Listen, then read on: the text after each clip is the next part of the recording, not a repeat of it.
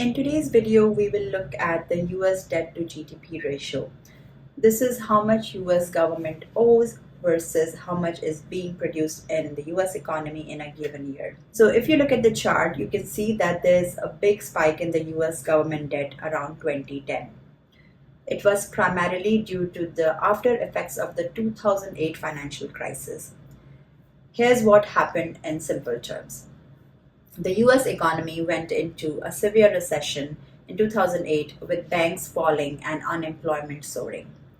To prevent a total economic collapse, the government spent a huge amount of money on bailouts for banks and financial institutions. They also spent on stimulus programs like the American Recovery and Reinvestment Act, or ARRA. The federal government extended unemployment benefits and support for state and local governments.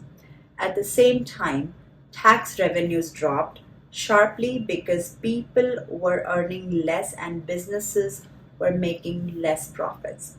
All of this caused government spending to far exceed the income, so the federal debt shot up. The president in 2010 was Barack Obama, who had taken office in January 2009.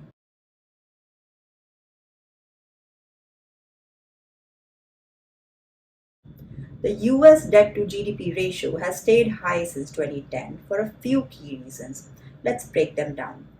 First is the persistent budget deficits. The government has consistently spent more than it collects in taxes. Big ticket areas like defense, healthcare, Medicare and Medicaid, and Social Security are very expensive and keep growing. Number two is the slow GDP growth. Even if debt grows moderately, if the economy, the GDP isn't growing fast enough, the ratio stays high. After the 2008 recession, GDP growth has been moderate, not fast enough to bring the ratio down significantly. The third is the interest payment on debt. As debt increases, the government has to pay more interest, which adds to overall spending and keeps the debt growing. Additional crises have happened. For example, the COVID pandemic in 2020, which made the government pay the stimulus checks and aid to other businesses. And there have been some natural disasters that have caused government to spend extra. And then there are tax cuts, like some cuts in 2010 reduced revenue for the government and increased the overall deficit. In short, spending keeps outpacing income. The economy isn't growing fast enough to shrink this ratio, and emergencies keep adding to the debt. So I hope this helped you.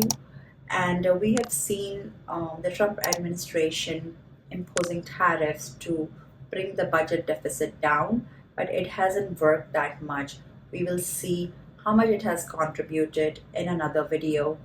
Till then, take care. My name is Parul. I'm an economist, and I like to make videos on US economy and how these macroeconomic decisions affect your daily life. In addition, I make videos on personal finance. Take care. Bye.